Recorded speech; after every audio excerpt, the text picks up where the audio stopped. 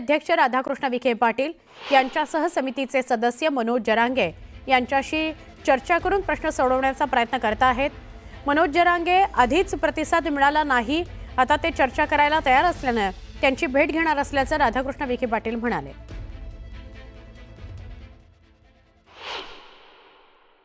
मराठा आरक्षणाच्या मागणीसाठी मनोज जरांगे हजारो समर्थकांसह मुंबईकडे निघालेले आहेत आणि अशा वेळी आता सरकारची मोठी अडचण झालेली दिसते। त्यांना आरक्षण मिळणार का हा खरा प्रश्न आहे। उपसमितीचे अध्यक्ष आपल्या सोबत आहेत राधाकृष्ण विखे पाटील। खरं तर सरकारची खरंच मोठी अडचण झालेली असेल, मनोज जरांगेंबरोबर काही चर्चा झाली का आणि चर्चेतून हा प्रश्न सुटेल असं वाटतंय? नाही, सरकारची अडचण काही नाही आहे।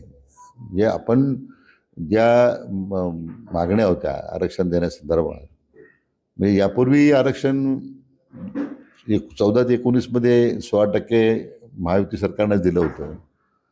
नंतर 2.5 वर्षामध्ये महाविकासच्या लोकांनी शरद पवार आणि उद्धव ठाकरेंनी ते आरक्षण घालवलं, न्यायाला टिकू दिलं, टिकलं नाही, प्रयत्न केले नाही। पुन्हा मग महायुती सरकार आलं सत्तेवर, मग तत्कालीन मुख्यमंत्री एकनाथ शिंदे साहेबांनी मग पुन्हा प्रयत्न केला, आम्ही सगळ्यांनी मग 10% आरक्षण दिलं आणि अजून तर टिकलं आहे। याचा अर्थ स्पष्ट होतो की ज्यांना आरक्षण द्यायची, ज्यांच्यामध्ये खरं म्हणजे भूमिका प्रामाणिक नव्हती, त्यांना आता लोकांनी सत्तेतून पायउतार केलेला आहे। आणि आता आम्ही सरकार म्हणून ज्यावेळी माननीय देवेंद्रजी फडणवीस साहेब मुख्यमंत्री आता म्हणून कार्यरत आहेत, ज्यांच्या काळात 16% आरक्षण मिळालं होतं, आता सुद्धा ती प्रक्रिया चालूच आहे ना। त्यावेळी जे निर्णय सरकारने घेतले, उदाहरणार्थ मराठा समाजाच्या मुलांसाठी सारथीसारखी संस्था काढली, आज हजारो मुलांना सारथीच्या माध्यमातून शिक्षणाची नवी दालनं खुली झाली।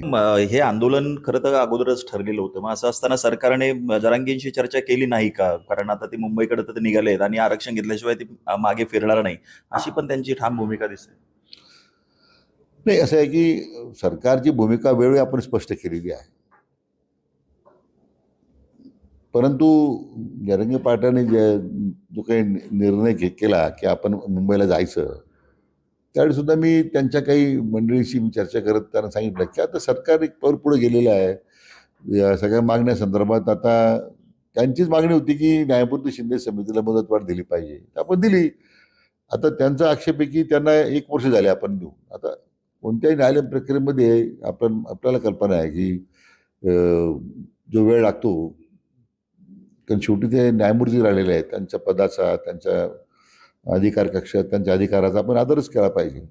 आणि ते जर 6 महिन्यामध्ये जर अहवाल द्यायला तयार असतील तर आपण थांबायला काहीच हरकत नाही।